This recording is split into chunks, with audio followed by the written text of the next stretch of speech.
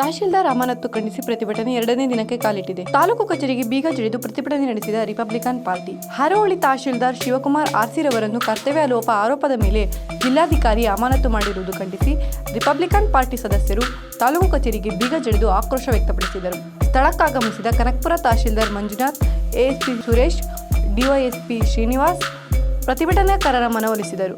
ತಾತ್ಕಾಲಿಕವಾಗಿ ಪ್ರತಿಭಟನೆ ಮುಂದೂಡಿದ Republican party. ಹಾರೋಹಳ್ಳಿಯ ಪ್ರಾಮಾಣಿಕ ನಿಷ್ಠಾವಂತ ತಾಲೂಕು ದಂಡಾಧಿಕಾರಿ ಶಿವಕುಮಾರ್ ಅವರನ್ನ ಅಮಾನತು ಜಿಲ್ಲಾಧಿಕಾರಿಗಳು ಅಮಾನತು ಮಾಡಿದ್ದಾರೆ. ಆ ಅಮಾನತು ಆದೇಶವನ್ನು ಹಿಂಪಡೆಯಬೇಕಂತ ಕರ್ನಾಟಕ ರಿಪಬ್ಲಿಕನ್ ಸೇನೆ ರಾಮನಗರ ಜಿಲ್ಲಾಧ್ಯಕ್ಷರಾದ ಬೆಂಚಕಲ್ದೊಡ್ಡಿ ರುದ್ರೇಶ್ ಒತ್ತಾಯ ಮಾಡ್ತಾ ಇದ್ದಾರೆ. ಏನು ಉದ್ದೇಶ ಅಂತ ಹೇಳಿದ್ರೆ, ಏನು ವಿಚಾರ ಪತ್ರಿಕಾ ಹೇಳಿಕೆ ನೀಡ್ತಾ ಇದ್ದೀವಿ. ಈ ದಿನ ಹೋರಾಟ ನೆನ್ಕೊಂಡಿದ್ದೀವಿ.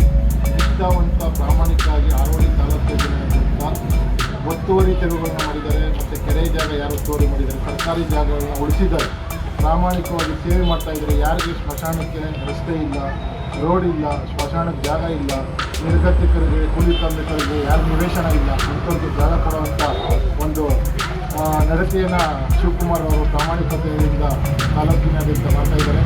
ಅದಕ್ಕಾಗಿ ಅವರ ಪರವಾಗಿ ನಾವು ಅವರು ಇದೇ ಹಾರೋಹಳ್ಳಿ ತಾಲೂಕು ದಂಡಾಧಿಕಾರಿಯಾಗಿ ಬರಬೇಕಂತ ಕೇಳ್ಕೊತಾ ಈ ದಿನ ತಾಲೂಕು ಕಚೇರಿ ಮುಂದೆ ಸಾಂಕೇತಿಕವಾಗಿ ಪ್ರತಿಭಟನೆ ಮಾಡ್ತಾ ಇದ್ದೀವಿ. ಈ ಅಮಾನತನ್ನು ಜಿಲ್ಲಾಧಿಕಾರಿಗಳು ಹಿಂಪಡೆದಿಲ್ಲ ಅಂದರೆ ಮುಂದಿನ ದಿನಗಳಲ್ಲಿ ಉಗ್ರವಾದ ಹೋರಾಟವನ್ನು ಮಾಡ್ತೀವಿ ಅಂತ ಮಾನ್ಯ ಜಿಲ್ಲಾಡಳಿತಕ್ಕೆ ಎಚ್ಚರಿಕೆಯನ್ನು ನೀಡ್ತಾ ಇದ್ದೀನಿ. ರುದ್ರೇಶ್ ಬೆಂಚಕಲ್ದೊಡ್ಡಿ, ಜಿಲ್ಲಾಧ್ಯಕ್ಷ, ಕರ್ನಾಟಕ ರಿಪಬ್ಲಿಕನ್ ಸೇನೆ.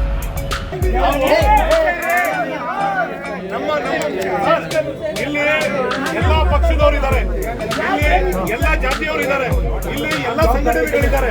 ಇಲ್ಲಿ ತಹಸೀಲ್ದಾರ್ ಬರುವಾಗಲ್ಲ, ಇದು ಒಬ್ಬ ನಿಷ್ಠಾವಂತ ತಹಸೀಲ್ದಾರ್, ಒಬ್ಬ ನಿಷ್ಠಾವಂತ ಭ್ರಷ್ಟ ಅಲ್ಲ. ಮತ್ತು ಹಾರೋಹಳ್ಳಿ ಇತಿಹಾಸದಲ್ಲಿ ಮೊದಲನೇ ಬಾರಿಗೆ ಪ್ರಗತಿಪರ ಸಂಘಟನೆಗಳೆಲ್ಲ ಸೇರಿ ಒಂದೇ ಪ್ಲಾಟ್ಫಾರ್ಮ್ ಬಂದು ಒಂದು ಪ್ರತಿಭಟನೆ ಮಾಡ್ತಾ ಇದ್ದಾರೆ. ಕಾರಣ ಏನು ಕೇಳಿ, ಕಾರಣ ಏನು ಅಂತಂದ್ರೆ ಅವ್ರನ್ನ